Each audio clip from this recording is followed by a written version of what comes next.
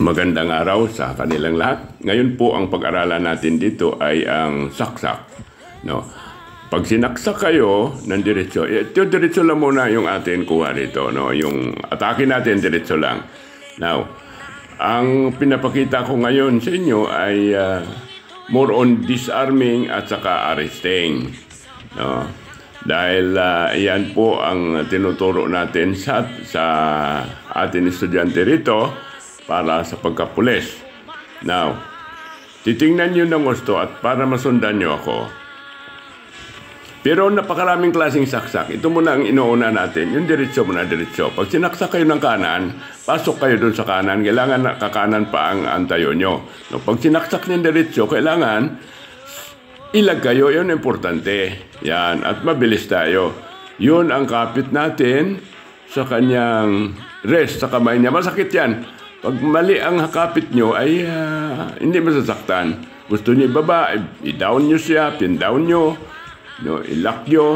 At ang kasunod yan, ituturo ko sa inyo ay handcuffing na. Pag pin-down mo, may handcuffing. Pero ito muna iniisa-isa natin. Kasi halos 3 araw pa lang itong ating estudyante.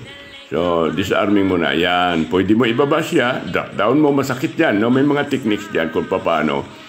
Para twist mo lang pababa, babagsak na yan. Hindi pwedeng susunod dahil masakit. Kaya tingnan nyo ng gusto para mapag-aralan nyo. Yan, yun yung technique paano. Yan, kunin natin na mabilis. Ilag mo na, sabay pasok. Ayan, ang kuha. Disarmahan nyo, tanggalin nyo yung kanyang knife, no? Bagsak nyo, padapain nyo. No?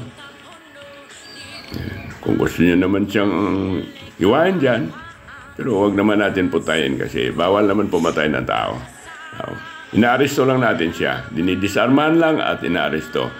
Ngayon, ito naman si Al ang kukuha. Ayan, slow motion. Ayun, pasok ka. Iyon. Kunin mo yung knife.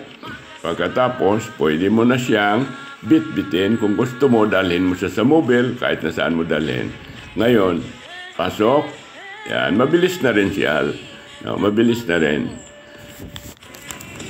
Importante kasi ang bilis. No, kung anong bilis ng ano mo, ang attacker mo, ganun ka rin kabilis. Yan, ilag mo na, dampot, sabay, bit-bit, disarm.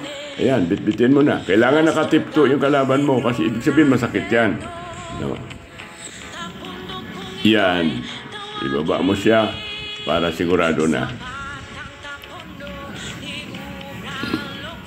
Kaya yung mga gusto mag-aral, ay punta lang kayo.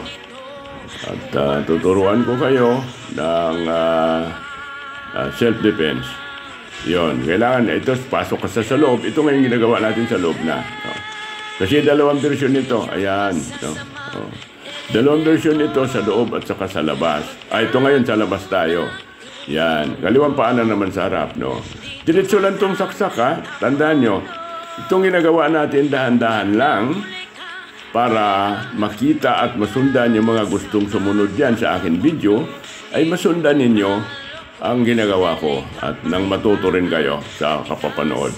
Ngayon dito, pag sasabihin nyo susuntok ang kaliwa niya, of course, sinuslow motion lang natin, makakasuntok talaga yan. Pero kapag mabilisan, split-chikan, hindi na makakasuntok yan. Yan. Kung gusto natin iwain yung braso niya, nasa atin na yan. Kaya, yung mga mahilig na martial arts, pwede kayo matuto dito sa pag-manonood ng aking mga video. Yan, labas ka. Yan, kailangan mabilis kayo. Mabilisan nyo. Disarm, yan, masakit yan. No? Kahit na isang kamay, kaya ko ibabagsak. Ayan. Kaya, ang mga kailangan ng Weber para sa pagkapulis, yung under height at saka yung over age, punta kayo para sa inyong special skill. Yeah, dito ay tinuturoan natin si Al kung paano. Ayan, ginagawa niya naman ngayon yung nasa labas. No? Kanina kasi nasa loob tayo. May mga purpose yan kung bakit kailangan pumunta tayo sa loob, pupunta tayo sa labas. Yan ang dapat natin din malaman. No? Yan. Yun, ilag ka, sabay dampot, atras ang kaliwang paa, disarm mo siya, masakit yan, hawak mo. Yan. Gusto mo yang padapain, yan. Tingnan natin ang bilis niya. O, kahit papaano mabilis na siya, ayan. 3 araw pa lang yan.